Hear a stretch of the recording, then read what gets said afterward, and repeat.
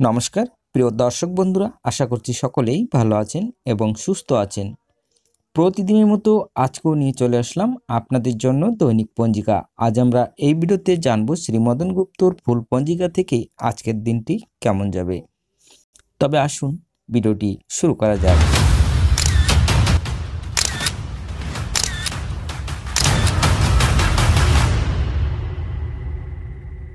প্রিয় দর্শক বন্ধুরা, অনেকেই আমাকে কমেন্ট করছেন।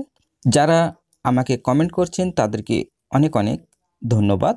তারা বলছেন, আপনি তো শুধু পড়েই গেলেন, শুভ অশুভ দিন বা কী করে বুঝবো। আরও অনেকেই কমেন্ট করছেন। এখানে বলছেন সায়ং সন্ধ্যা নিষেধ, কথাটির মানে কি। এখানে অনেকবারই আমাকে কমেন্ট করেছেন। সায়ং সন্ধ্যা নিষেধ অর্থাৎ এগুলো তো আমাদের সাধারণ মানুষের নয়, এগুলো হচ্ছে যারা যারা বড় সাধক বা ব্রাহ্মণ, যারা সাধু সন্ন্যাসী, তাদের জন্য কথাটি। যদি আপনাদের সায়ং সন্ধ্যা কাজে লাগে, আপনারা নিজের নিজের গুরুদেবের কাছে জিজ্ঞাসা করতে পারেন। গুরুদেব নিজেই বলে দেবে সায়ং সন্ধ্যা নিষেধ মানে কি। তথাপি আমি ছোট্ট করে বলছি, সায়ং সন্ধ্যা আমরা 3 বার সন্ধ্যা দেওয়া যায়। এক সকালবেলা, দুপুরবেলা আর এক সন্ধ্যাবেলা। কিন্তু আমরা সাধারণ মানুষ সন্ধ্যার সময় সাধারণভাবেই সন্ধ্যা দিয়ে থাকি।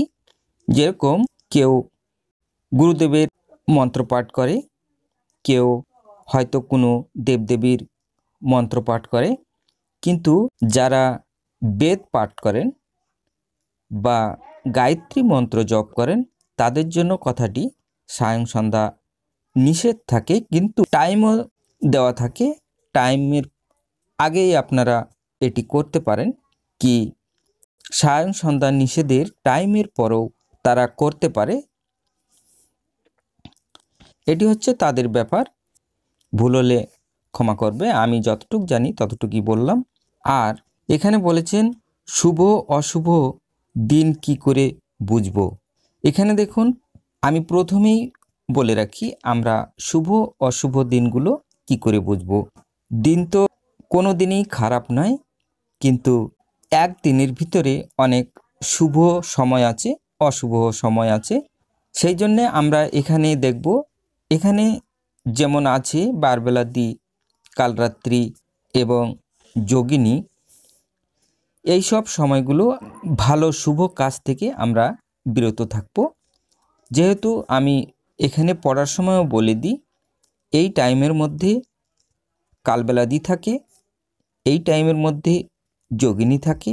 এই সব টাইমগুলো থেকে আপনারা শুভ কাজ থেকে বিরত থাকবেন।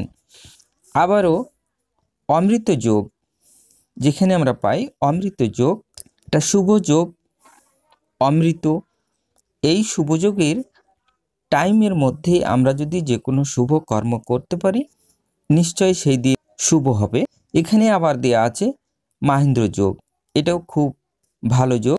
এখানে মামলা মকদ্দমা বা বাণিজ্য এইসবেরও এখানে টাইমে মাহেন্দ্র যোগের টাইম অনুযায়ী আমরা যদি ভালো কাজের জন্য আমরা এই টাইমের মধ্যে করতে পারি, আমাদের নিশ্চয় শুভ থাকবে। আর এক এক করে যদি আমি এখানে বুঝাইতে যাই, ভিডিওটি আমার কেউ দেখবে না, কেননা তার সেতে দরকার নেই। এখানে বহুত রকমের কথা বলা আছে বা বহুত রকমের জিনিস দেওয়া আছে। এই জন্য আমি এই পঞ্জিকাটি পাঠ করি, যার যেখানে দরকার হবে সে সেখান থেকে শুনে নেবে বা সেই কর্মটি সে করবে। তবে আসুন আমরা ভিডিওটি শুরু করি। আজ পৌষ মাসের 1 এবং ডিসেম্বর মাসের 17 তারিখ মঙ্গলবার। আজ সূর্য উদয় হবে 6টা 16 মিনিটে এবং সূর্য অস্ত যাবে 4টা 51 মিনিটে। দ্বিতীয়া দেবা 12টা 27, পূর্ব ফাল্গুনী নক্ষত্র রাত্রি 3টা 5, ব্রহ্মযোগ রাত্রি 11টা 53, গড়করণ দিবা 12টা 27 গতে, বণিজ্যকরণ রাত্রি 12টা 15 গতে বৃষ্টিকরণ। জন্মে আজ যদি কোনো শিশুর জন্ম হয়, তার মিথুন রাশি শূদ্রবর্ণ মতারম্ভে, বৈশ্যবর্ণ দেবগণ, অষ্টোত্তরী চন্দ্রের ও বিংশস্তরী বৃহস্পতির দশা। রাত্রি 9টা 4 গতে কর্কট রাশি বিপ্রবর্ণ, রাত্রি 3টা 5 গতে বিংশস্তরী শনির দশা। মৃত্যু চতুষ্পদ দোষ, দিবা 12টা 27 গতে ত্রিপদ দোষ, রাত্রি 3টা 5 গতে একপদ দোষ। আজকের যোগিনী থাকবে উত্তরে, দিবা 12টা 27 গতে অগ্নিকোণে। আজকের বারবেলাদি থাকবে 7টা 36 গতে 8টা 55 মধ্যে ও 12টা 53 গতে 2টা 12 মধ্যে। আজকের কালরাত্রি থাকবে 6টা 32 গতে 8টা 12 মধ্যে। যাত্রা নাই। শুভকর্ম গর্ভধান। বিবিধ বা শ্রাদ্ধ দ্বিতীয়ার একদিষ্ট এবং তৃতীয়ার সপিগুণ। শ্রীমৎ মোহনানন্দ ব্রহ্মচারী মহারাজের আবির্ভাব দিবস 17ই ডিসেম্বর 1904 ও হরপ্রসাদ শাস্ত্রীর তিরোভাব দিবস 1931।